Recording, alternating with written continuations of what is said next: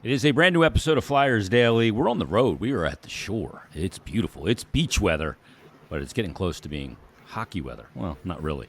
Flyers Daily, as always, presented by Ticketmaster. Make more memories live. It is a Monday edition. The episodes may be a little shorter this week as we get our last vacation in before the grind of a season comes. We are in the month of August, and joining us from PhiladelphiaFlyers.com, NHL.com, and HockeyBuzz.com, it is Bill Meltzer. Bill, I know your kids are going back to school soon. We're getting closer to that time of year when the pucks will start hitting the ice in earnest. For sure. And even in Voorhees, you have more players in August start drifting in to commence their workouts before camp starts. And usually, as you get towards the end of the month, you have a good bit of the team already there working on it, and there are guys that have been there all summer. So, slowly but surely, it's drawing a little bit closer. Bill, I kind of just touch on some ideas. I was sitting on the beach today, just kind of thinking about some questions I have in my head, kind of some random streams of consciousness. But first and foremost, speaking of guys that are at the practice facility, I see Michkov is there, and Tyson Foerster, Joel Farabee, Cam York, who, by the way, looks even bigger this year, and really looks like he's hitting the gym in a big way. But are you a little surprised at how thick Michkov is? He looks very more. He doesn't look like he's built like a 19-year-old. Yeah, especially for a guy who really didn't hit the gym until 2 years ago. Yeah, because before that, all his training was on the ice. He a couple of years ago, he realized he'd have to work in a gym routine, whatever. And I think he's just going to be one of those guys who's going to be a workaholic and just everything he can do to make himself as ready as possible to play hockey, whether it's in the gym, on the ice. He's going to be one of those guys. Yeah, because you look at him and low center of gravity, and he looks like he looks so much stronger than he did even a year ago. So yeah, for sure. Yeah, I look back at the pictures of him the night he was drafted to now, and he just looks so much thicker and kind of solid. One of the things that was talked about this week I saw on social media, Bill, was a bit about him being maybe being a center. And I looked at that. I really thought about that. Okay, yeah, that's a huge organizational need. But I don't want to just push a guy to the need because I want to fill the need. I just think, in my opinion, Bill, when I look at it, I just don't see it. I don't see center with him. Granted, I haven't seen him play a ton, and we'll see what he is at the NHL level. And certainly, right out of the gate, I'm not moving him into the middle of the ice. I just see a guy, when I look at him, I go, I see a player that would be much more dangerous working outside the in than playing up the middle. And I'm not going to just shove him there because that's an organizational need. I'll have to fill that need, no doubt about it. But I'm not going to use my most prolific offensive weapon in a way that I just think he's body type, his creativity, his vision, his ability to play in small areas out of the corner and behind the net, to me, doesn't look like a center. It looks like a winger to me. Yeah, and remember a year ago, while he was still with SKA, they experimented with him at center during the preseason. Yeah. And, he picked up some points, and he's always going to get his points.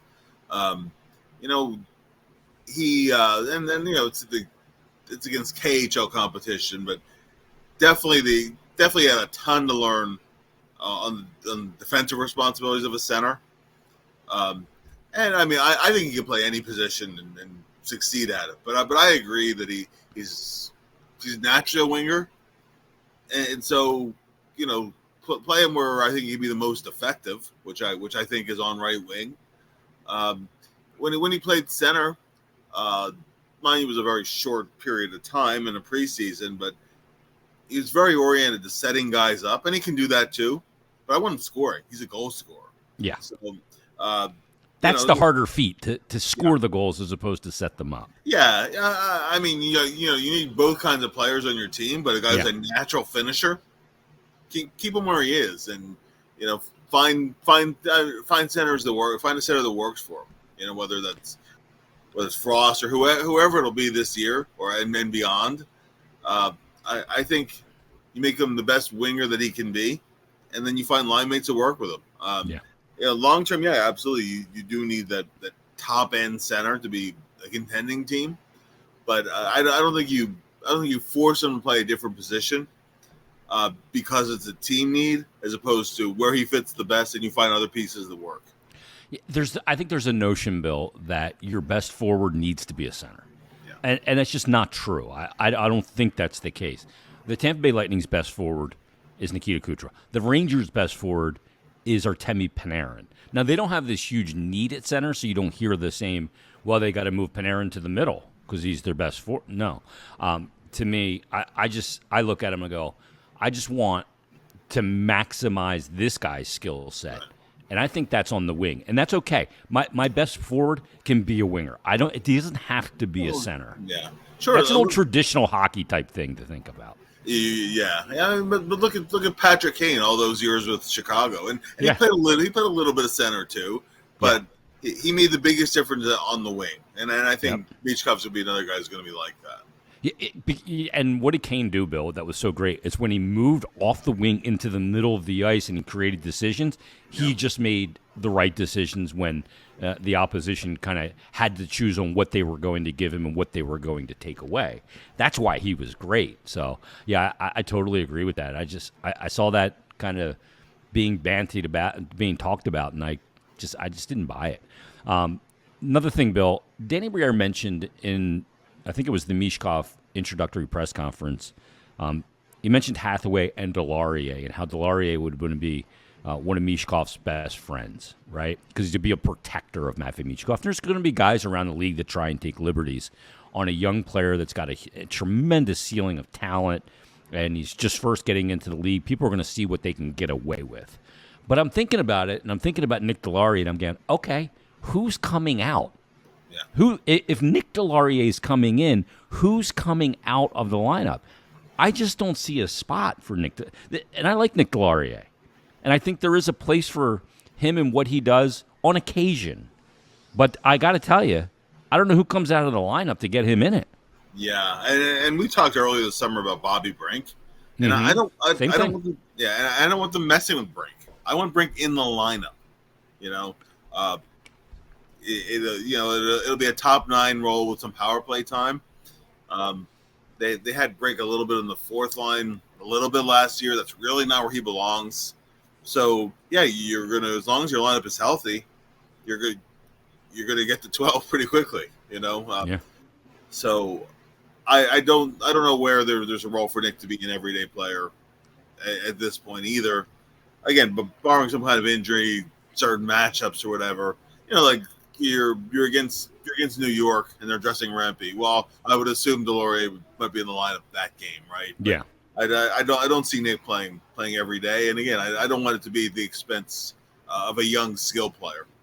So. I see a guy like Garnet Hathaway, and I go, okay, that's a guy that has some more finish to his game, more refinement, more skill, can still skate and hold the opposition accountable. He's not going to drop the mitts as much as Delarier is, but like you said, if there's a Rempe in the lineup or a Ryan Reeves or, okay, then maybe I go a little heavier than normal.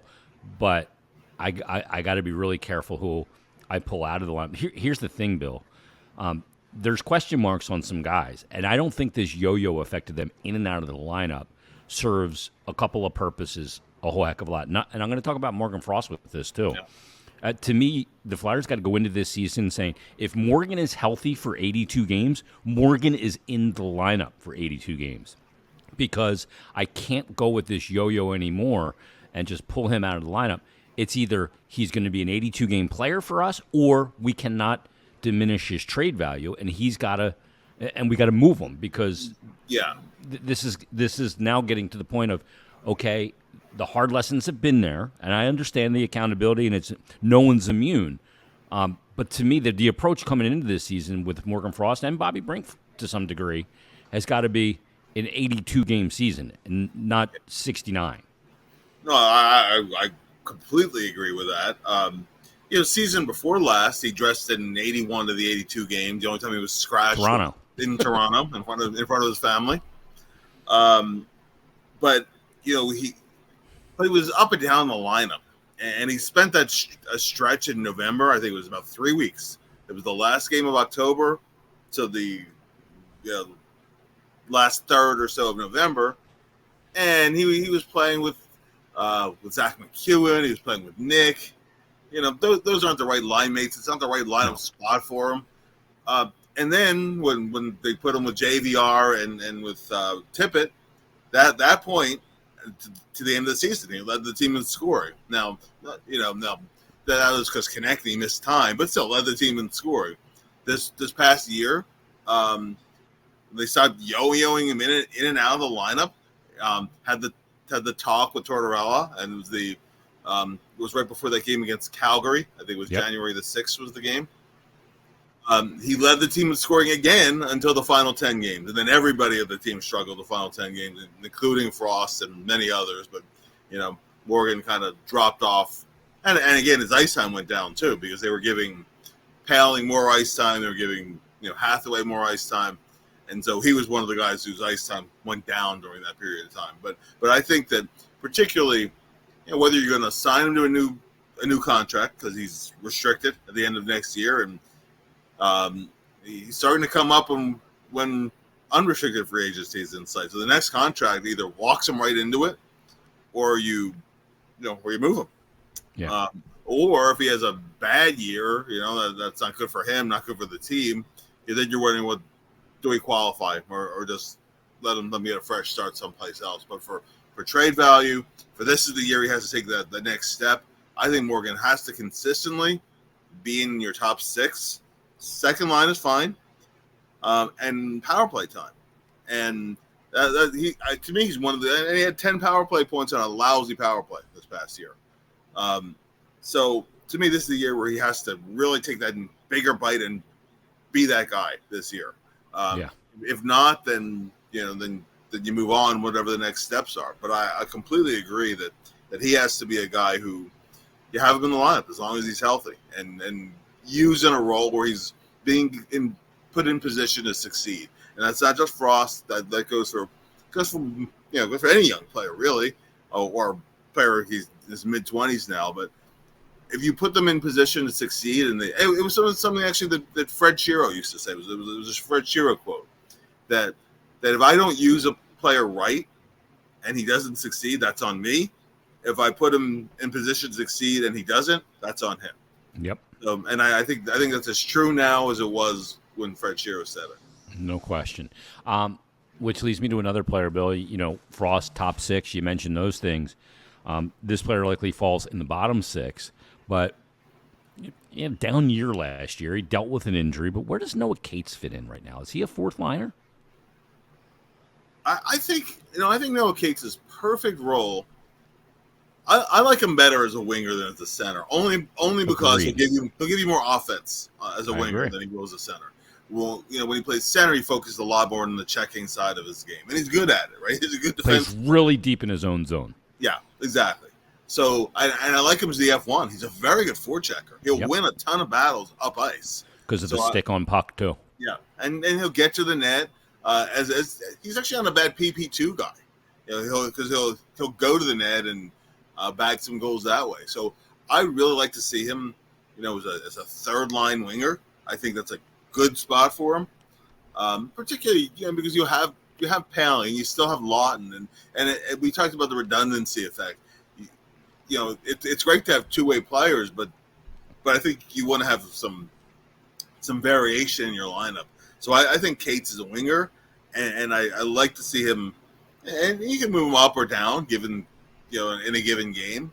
One thing that John Tortorella definitely does is he does have a feel for who's going on that night. So maybe you move him up that night, or maybe drops down a line that night. But to me, I think that middle six and the third line is really a sweet spot, and again, more wing than center. Yeah, I think there is more offense there as a winger as well. And if that is the case, then I think as a third line player, a winger, it's not unheard of for a winger to be good defensively too. Like that's okay. Sure. And he's always going to have that element no matter. I mean, you could play him on Neptune. He would have good defensive instincts. Another thought that crossed my mind as I was chilling looking at the waves on the beach today, Bill, is, last season, every year's got curveballs that are thrown at you. Maybe 2 years ago was the year that, a player like Noah Cates was kind of the curveball with how well he adapted defending at the center position. Got a couple Selke votes, actually. But last year, the player that really kind of shocked me and in a very positive way was Cam York. We've talked about it quite a bit. And I thought about that, about the jump that he made in his development. Then I thought about another player that's had a very similar path to the NHL as him. He was a first-round pick, didn't make the team out of camp, was a call-up, had some initial success, and then in the same period of when this player is entering the season that Cam York entered last year, this year, and that's Tyson Foerster. Can he make that kind of Cam York, totally different position, totally different set of responsibilities, but I feel like this is Foerster's entering the year that Cam York had last year, and to me with a very similar feel. There was core elements of York's game that we liked, but he needed to show that he was more of a killer and a competitor. We've seen those things out of Foerster. He's better defending than we thought, harder on the wall, stronger. We now need to see the things that we thought he was going to be, which is the shooter and the finisher. Could we be going into the season and that guy be the Cam York of last year, Tyson Foerster be that this season? I think that's very much in his reach. He's the most likely candidate, right? Yeah, I think so. He had 20 goals as a rookie, and he has it kind of snuck up on you, his 20 goals, because he really struggled to score the first quarter of the season.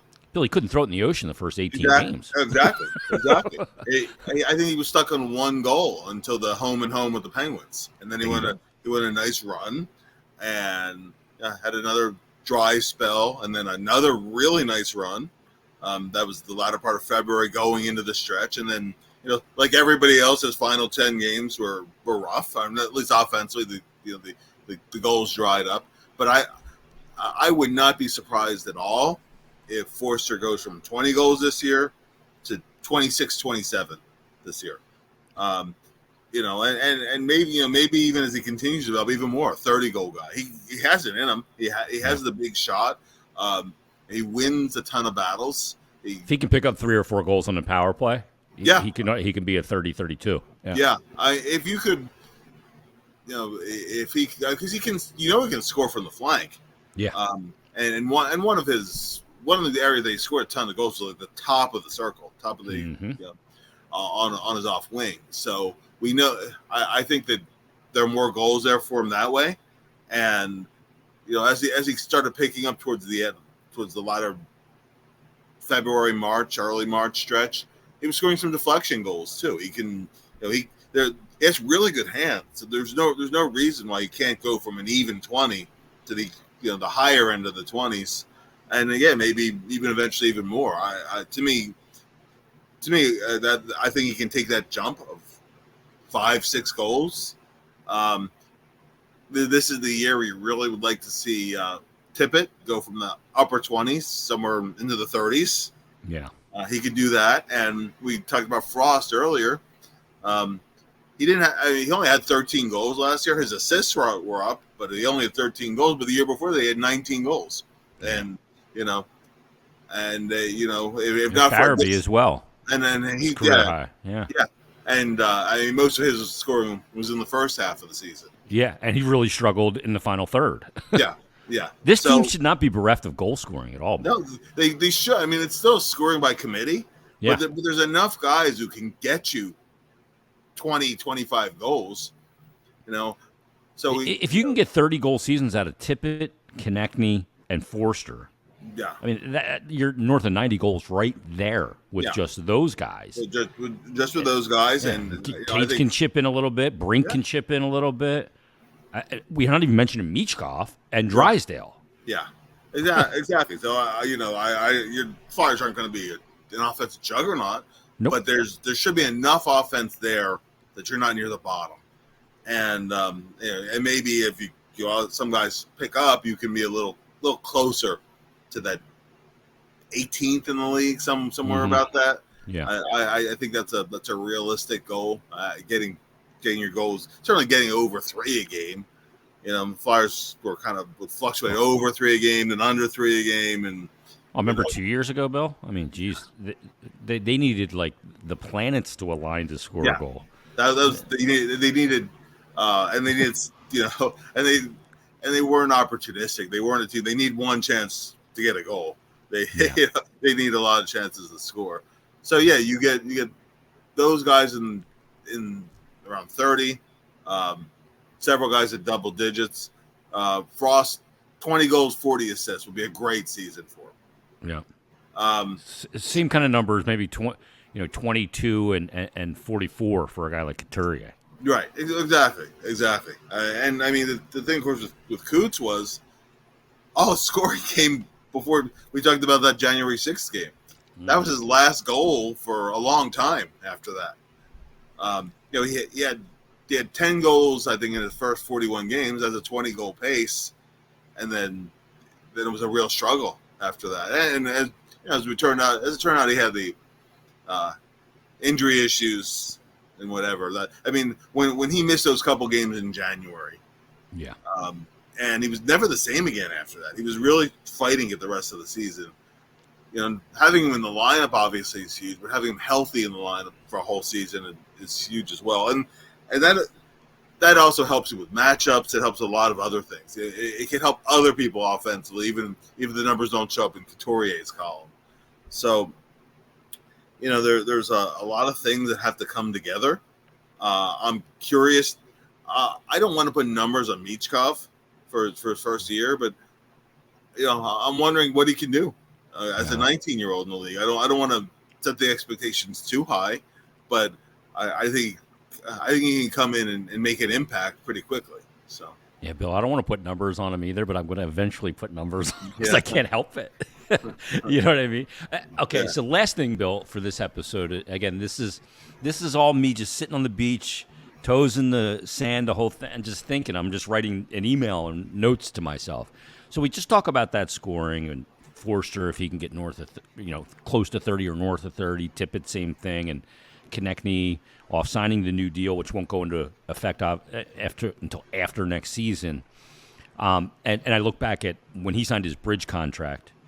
It was going into 1920. He had a great year when he signed a new deal. Sometimes people think you sign a contract, you get fat pockets, some guaranteed cash, and there's a little bit of sag. It wasn't the case with Konecny before, but I think about these amount of goals that they can score this year, and it's no singular reliance on one person.